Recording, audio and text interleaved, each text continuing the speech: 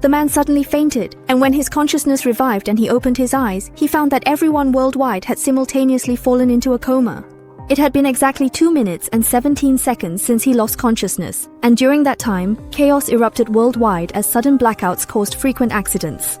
The first accidents to occur were traffic pileups exploding in various parts of the world. Some people were lucky and only suffered minor injuries, while others were severely injured, with flames chasing them like death itself. The most severe incidents included violent explosions and frequent ground traffic accidents. Air routes were not spared, with countless airplanes losing control after the global blackout. In hospitals, those 2 and a fraction of minutes were enough to claim the life of a patient undergoing surgery. In less than 3 minutes, countless cities were left unrecognizable. Everyone was baffled by the recent accidents, and the leadership quickly initiated emergency responses, reporting on the sudden global comas. According to incomplete statistics, it is estimated that 40 million people died during those 2 minutes of lost consciousness. The FBI is currently investigating the cause of the events. The CIA formed a special team to thoroughly investigate the root cause of the global blackout. During the meeting, the team leader proposed that not everyone became unconscious during those 2 and a bit minutes. As the leader, his energy differed from others. During those 2 minutes, it felt like a vivid dream, blurring reality and illusion, especially after team leader Lee sat in the car, making it difficult for him to distinguish what was real. Thinking back, the time when I returned to the office was April 29, 2010, a full 6-month interval from the time of the incident. The team leader told everyone attending the meeting. I was investigating a case named Mosaic at that time. During those 2.5 minutes, he saw the name, appearance, and photo of the key suspect in the case. However, these clues provided him with no leads at all now. He carefully pondered every move in the dream and felt that this was not an accident. It was more like seeing the future. When team leader Mark spoke, many team members in the conference room supported him. They all said that, like Mark, they only saw different images during those 2.5 minutes. But without exception, the time was April 29th, 6 months later, very soon. News outlets reported this global fainting incident and also discovered that most citizens encountered future events, dreaming about things 6 months ahead based on the current situation. The special investigation team faced a dilemma. 7 billion worldwide simultaneously fell into comas and saw 6-month future visions, aiming to clarify these dreams' reality. Mark asked the members of the special investigation team to describe their envisioned futures, but one member said they hadn't dreamed of anything. As for Jenny, she said she was undergoing a prenatal checkup 6 months later, but she currently doesn't even have a boyfriend, so where did the child come from? This information made the direction of the future even more confusing. Many began to doubt whether the future they saw would definitely happen. They had no choice but to reluctantly launch an investigation. As a technician, Jenny created a corresponding website to collect the futures witnessed by the general public. They sifted through them to extract clues useful to the case. As for Mark and his partner, they came to the office and organized the clues based on the mosaic that Mark had dreamed of. Based on the current fragmented memory pieces retained within their brains, they began diligently organizing the meticulous arrangement of photos and corresponding evidence. It reads Blue Hand along with the name Beans and the term Friendship Bracelet. Based on the existing clues, the team members organized them, and currently the only usable and uniquely useful lead is that individual themselves. But this name is too common. Without other personal characteristics to match, there's no way to accurately pinpoint an individual. They had no choice but to send the captured name to the online skills team, asking them to list all the people in the world with that name. Upon returning home, Mark's wife told him that she also had a future dream. In the future, she saw a man sitting beside her bed, but this man was not Mark. If this dream is real, it means that Mark and his wife will completely separate in 6 months. This puzzled the wife, as she thought she loved Mark very much. The woman dreamed of an unfamiliar man. After careful consideration, she told Mark, who replied that future dreams aren't always accurate. And it might not necessarily happen. Comforted by Mark, the wife composed herself and went to her workplace. However, just the second day after he started work, a family member of a patient found him, and this person is exactly the man that the wife saw sitting by her own bedside in a future dream. It is obvious that this family member also had the same future dream. The identical scene made clear the two sharing the same dream were in an unusually awkward atmosphere. With an unspoken understanding of each other's backgrounds, they awkwardly discussed the patient's condition. But the man's appearance caused the wife's freshly settled heart to leap again. She began to suspect what she would do if the future dream was real. This reminded her of what her husband Mark had said. She comforted herself that future dreams might not necessarily come true, and at the same time, told herself she could inform Mark about seeing the affair subject in her dream today. Meanwhile, Mark was comforting himself in the park and piecing together the clues about future events. Just then, his daughter approached him and tied a bracelet around Mark's wrist. This bracelet was the friendship bracelet that Mark had seen in the future. Exactly the same. In the future, he kept wearing this bracelet. When Mark saw his daughter putting the bracelet on him, he realized that what he dreamed about might truly come to pass. So if the future is real, will he and his wife truly come to this point? The fear that the future brings isn't only present in Mark. While Jenny and her team were organizing data at the police station and investigating surveillance worldwide, during a baseball game, they discovered an anomaly in the footage. After everyone lost consciousness, a person walked out of the crowded venue completely unharmed, and the security footage clearly showed an alert man. He wasn't surprised by the number of people in comas. This led the police to identify him as one of the suspects responsible for the global blackout. With this crucial information, combined with the future Mark saw, everyone suspects that this suspect is the owner of the name D. Benkers from Mark's dream. Meanwhile, the data team compiled and sent information on people with the same name. A total of 15,000 individuals bearing the name D. Benkers were identified. Out of them, 1,000 have criminal records. The police have been desperately investigating based on this lead. They hope to rely on this method to obtain useful clues, but it requires a lot of time to wait. While everyone was waiting for their subordinates to report leads, a woman knocked on the office door. She found Mark and said her name is Dee Gibbons. Regarding the woman's future dream, she received a strange call in the future. In the call, a man mentioned a place called Pigeon City. In the dream, he even replied to the person on the phone telling them to go find Mark and the team members, but based on the woman's wording, he doesn't know Mark or the two at all at this stage. As for why in the dream he told the person on the other end of the phone to find Mark, he doesn't know the reason. This is also why today he found Mark and the two after receiving this message. The police began to activate a network backdoor and found a person named Dickensis at a factory in Pigeon City. With this key development, Mark and the other immediately came to Pigeon City. They deployed remote support near the target's factory, prepared to arrest Dickensis at any moment. However, the police waited outside for a long time, but the target did not appear. With no choice, they could only quietly infiltrate the target's factory. However, when he went in, he found that it was mainly a factory for processing dolls. As the officers delved deeper, a noise suddenly came from the office upstairs. They immediately stormed into the office and found a mysterious person standing on the ground in a strange posture.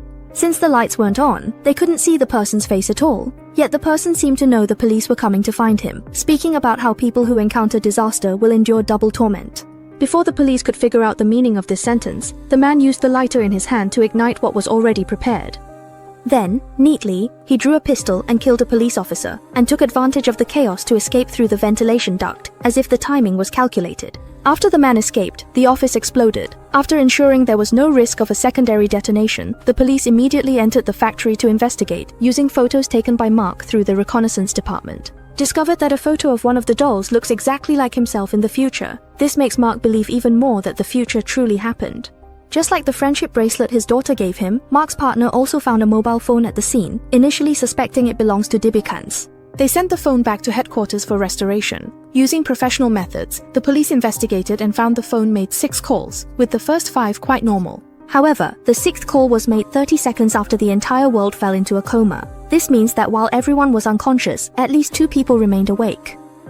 The signal operator who took the call was the same sober man in the previous video, whom they identified as the first suspect. Through this operation, the police confirmed that the suspect had communicated with Dibikans and remained alert during the global coma. They now have a crucial clue regarding this worldwide fainting crisis. The police set a goal to find the suspect and Dibikans quickly, but even stranger things were happening. Team members collecting information from websites about future dreams had nothing in their memory during their unconscious time. However, Jenny told him to give it a try. Even though he himself couldn't foresee the future, maybe someone else had a vision where his shadow appeared. This gave the team a new idea. Shortly after he uploaded his information, someone called him and said they saw a news briefing in their dream on April 29th in the future. The newspaper thoroughly proved that Zhu Yuan did not live until April 29th, as he had already died on March 15th, and the official cause of his untimely death was determined to be a murder. They still wanted to delve deeper into why they were being murdered, but didn't expect the other party to hang up the phone. Originally, the team members didn't believe the content of In the Future's dream. However, a recent incident occurred while investigating the Digibone's toy factory, which made him believe the truth of what the woman on the phone said, that she wouldn't live until April 29th. It was the female police officer who died during the investigation. Before the operation, the team members had also asked this police officer about her future dream, but she said she, like him, had not dreamed of anything. Later, the officer was shot by Digibones during the operation, leading him to speculate that those without a future dream in the global coma incident, all without exception, did not survive until April 29th. In other words, they inevitably died within 6 months. Thinking of the female officer's death, the team members must change their own futures, at least by finding themselves. After receiving the news, he asked his assistant to trace signals and investigate the caller. But he didn't expect the other party had no trace at all. With the only clue about his future severed, he had to find his partner Mark. Meanwhile, Mark received a report sent by the German police. There is a prisoner serving a life sentence in a high-security prison in Germany. This prisoner told the police that he knew why the entire world was simultaneously knocked out for more than 2 minutes. Mark obtained a photo of this prisoner. He was one of the clue figures he knew from his future dreams. He immediately flew to Mönchengladbach, Germany with Jenny to meet the prisoner. First, Mark directly asked him about the global blackout. He remained calm despite knowing so much. He presented his request. The other party told Mark that if he wanted to know the truth, he must agree to one condition. As for his request, it was simple. He wanted to be exonerated. Otherwise, he wouldn't say anything. Mark told the old man that this was impossible, but unexpectedly, the other party still said that in his dream, he clearly knew he had been set free. Therefore, he was fearless and didn't care about the outcome of today's conversation. Anyway, he would be exonerated, and it was the future visions that gave the criminal the confidence. In the end, Mark chose to make a compromise. He quickly agreed to the other's request, and the criminal disclosed what he knew. Half a year later, he regained his freedom and appeared at US Customs, where an officer with the number 3276 conducted a check before boarding and now advises Mark to go immediately to the airport to find an employee with the same number. As long as he finds the other party, he can verify that his future dream is real. Upon hearing this news, his partner immediately received Mark's order. Unfortunately, after investigating the information of all customs staff nationwide, there was no employee with the number 3276. This brought the investigation to a deadlock. However, the partner had a flash of insight and speculated that perhaps during this time, the person in the old man's future dream had not yet joined customs, considering there was still half a year left. Based on the criminal's clues, the partner investigated similar personnel, ultimately identifying a target who met the criteria. The individual also stated his future dream matched the person in the photo. Upon receiving this news, Mark in Germany agreed to the criminal's demands. After obtaining everything he wanted, the old man immediately revealed the intelligence he had gathered. He said that in the future he saw a flock of crows dying en masse outside the prison, and then mysteriously handed over a book. Mark was skeptical and asked, "Is that all?" After receiving a definite answer, Mark believed that the other party was playing him, as in his view, this did not constitute useful intelligence. However, this was the only clue to break through. So, carrying this book, Mark and Jenny returned to headquarters to conduct an overnight investigation based on the book given by the elder. Mark discovered an organization that will enumerate global raven populations this year based on their respective associations. Jenny discovered the issue, which was that 18 years ago, in 1991, a mass raven death event occurred in a town in Somalia, and after the ravens died, the town also experienced a small number of humans fell into comas. Through satellite photos taken at the time, they discovered a group of mysterious structures not far from the town. This led Mark to suspect whether the mysterious structures near the town were the cause of the collective human comas. After a new clue appeared, Mark and his team began preparing to leave work, but before they could celebrate, an unexpected event struck again in the underground parking garage. They were attacked. A man drove his car into their vehicle, then got out and shot at Mark and the others with a gun. However, this assassination attempt failed. He didn't kill Mark. Seeing his action failed, the man immediately drove away from the scene. Meanwhile, Jenny, who had just returned home to buy food, was also attacked. However, he acted swiftly and successfully killed the attacker, but he was also shot. Clearly, it was an assassination attempt targeting the core personnel investigating global coma cases. This was no coincidence. The deputy director immediately issued orders to investigate the 2 assassins that Jenny had shot. Ake was worried about his family's safety, but when he returned home, he found a stranger there. The boy's words only made things more perplexing.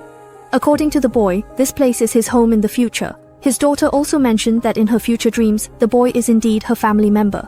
Just as Mark was intensely confronting him, the boy's father walked in, apologizing while trying to take the boy away. At that moment, the wife arrived home. Seeing the man again, all 3 stood frozen as the wife's intuition led Mark to realize that the man was the one his wife had been sharing a bed with in her dreams. Angered by this, Mark ordered the man to leave with the child and told them never to return.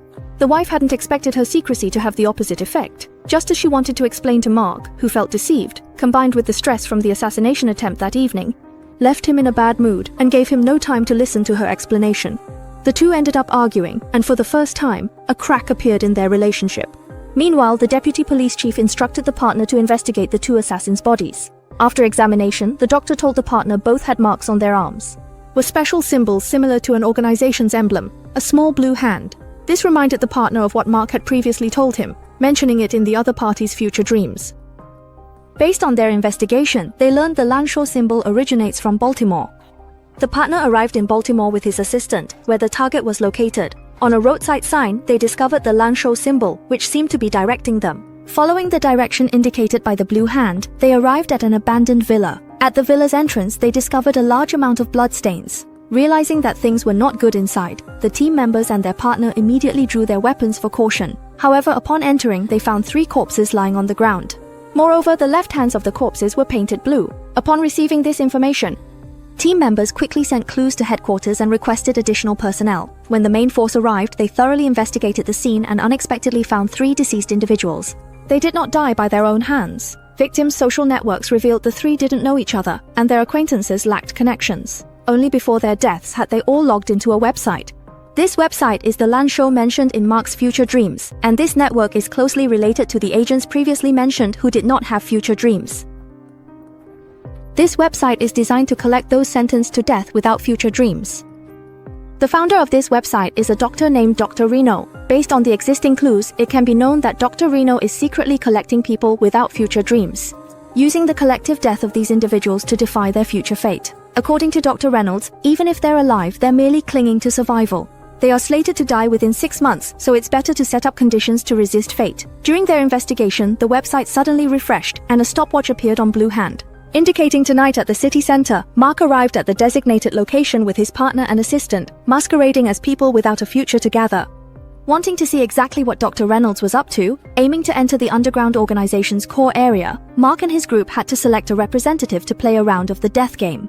Only those who survive can enter deeper areas. An elderly man underground first placed a handgun against his jaw and fired, surviving the shot. Next, it was Mark's turn. Mark's partner's assistant took the handgun, pressed it against his own jaw, and fired a shot. Upon inspection, the gun indeed had a bullet. This bullet was their ticket in. Having successfully entered the Blue Hand Club, Mark, thinking about the bullet, asked his assistant if he knew he had almost died just now. However, the assistant said that because she dreamed of the future, she must have lived until April 29th and would survive regardless of the gun having a bullet. Afterwards, they arrived at the Blue Hand Club's bar. As first-time entrants, the administrator told them that once they become members, everyone here is someone without a future. As individuals destined to die within 6 months, they decided to enjoy life here. Here they could do whatever they wanted, up until the party ended. Everyone has to pull out their handguns and play the deadly game again, gambling to continue enjoying life. Even if they speak up, it doesn't matter because everyone will die within 6 months. After understanding the club's rules, the organizer, Dr. Renault, appeared on the scene. Upon seeing Dr. Renault, Mark immediately rushed forward. After subduing the doctor, the police who received the signal surged forward, bringing all suspects back to the headquarters special team. They interrogated Dr. Renault, hoping he could provide a reasonable explanation. They asked why members of the Blue Hand Club would assassinate the core agent of the global blackout incident. Faced with the police interrogation, the doctor remained silent. The mastermind behind it all didn't speak either. With no other option, they had to detain the doctor. Just as they were discussing how to handle the doctor and excavate more clues behind him, an accident happened again. The assistant suddenly gave the agent a letter and then left the office. When the letter was opened, the agent immediately